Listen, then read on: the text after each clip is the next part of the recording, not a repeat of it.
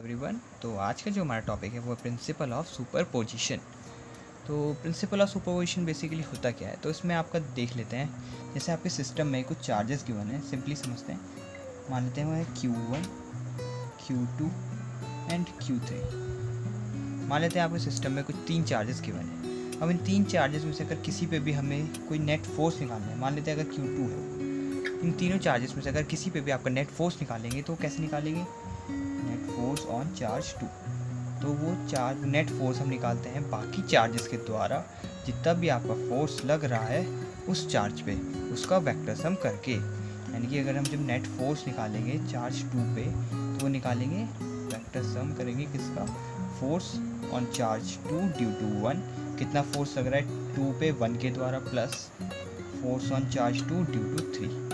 इसका vector sum करके उसका नेट फोर्स निकाल सकते हैं उस चार्ज पे कितना लग रहा है। ऐसे अगर आपके कुछ चार्जेस ज़्यादा गिवन हो गए, मान लेते हैं Q4 भी आ जाता है अगर, तो Q4 भी इसमें ऐड हो जाएगा, force on charge 2 due to 4, इसका भी वेक्टर सम।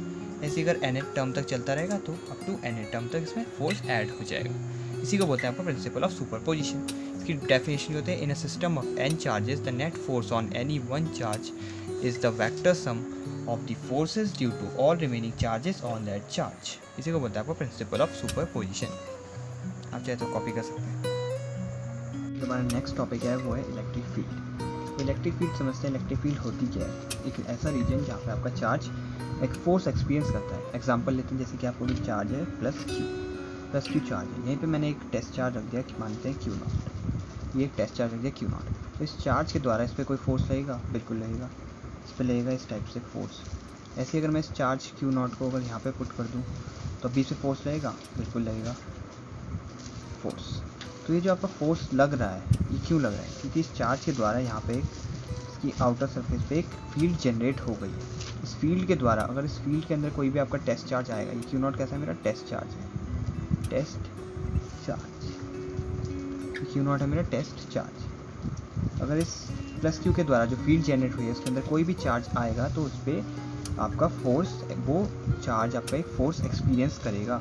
किसकी वजह से करेगा? आपका इलेक्ट्रिक फील्ड की वजह से। तो पढ़ेंगे बाद में हम इलेक्ट्रिक फील्ड लाइंस क्या होता है। तो ये कैसी फोर्स एक्सपीरियंस कर रहा है? रेडियली आउटवर्ड्स फोर्स एक्सपीरियंस कर रहा है। तो इसी को बोलते हैं अपनी electric field. The region in which a charge experience a force is called electric field. Next हम डिस्कस करते हैं इलेक्ट्रिक फील्ड स्ट्रेंथ क्या होती है या फिर इलेक्ट्रिक फील्ड इंटेंसिटी क्या होती है। तो electric field intensity at any point is the force experienced bye a unit positive charge placed at that point. तो ये एक्चुअली कैसा क्या है, कोई अगर एक्सटर्नली चार्ज आपका किसी फील्ड के अंदर अगर प्लेस्ड होता है तो वो जो फोर्स एक्सपीरियंस्ड करता है उसी को बोलते हैं हम इलेक्ट्रिक फील्ड इंटेंसिटी। एग्जाम्पल मान लेते हैं कोई चार्ज है यहाँ पे Q, मान लेते हैं कोई चार्ज Q है, ये अपने आउटर फील्ड में ये एक अपने आसपास एक फील्ड जनरेट कर लेता है। तो इस फील्ड में जब कोई आउटर चार्ज, मान लेते हैं वो है Q0, एक टेस्ट चार्ज है मेरा, जब वो इस फील्ड के अंदर आता है तो वो एक फोर्स एक्सपीरियंस करता है। उसी फोर्स को हम बोलते हैं इलेक्ट्रिक फील्ड स्ट्रेंथ या फिर इलेक्ट्रिक फील्ड इंटेंसिटी। इसका फॉर्मूला होता है इलेक्ट्रिक फील्ड इंटेंसिटी का फोर्स अपॉन Q0। तो F हो जाएगा हमारा फोर्स, Q0 हो जाएगा हमारा टेस्ट चार्ज। इसका अगर यूनिट की बात करें, इसकी जो यूनिट हो जाएगी SI यूनिट, वो हो जाएगी आपकी न्यूटन पर कूलम या फिर और वोल्ट पर मीटर। इसकी आपकी यूनिट होगी न्यूटन पर कूलम और वोल्ट पर मीटर। अगर इसकी हम क्वांटिटी की बात करें तो ये कैसी क्वांटिटी होती है? ये होती है आपकी वेक्टर क्वांटिटी। ये हमारी कैसी क्वांटिटी होती है? Vector quantity. ओके, तो हमें पता चल गया इलेक्ट्रिक फील्ड इंटेंसिटी या स्ट्रेंथ क्या होता है। इसका फॉर्मूला आता है force upon test charge, SI unit इसकी न्यूटन पर कूलम और वोल्ट पर मीटर, और ये कैसी क्वांटिटी होती है? आपकी वेक्टर क्वांटिटी।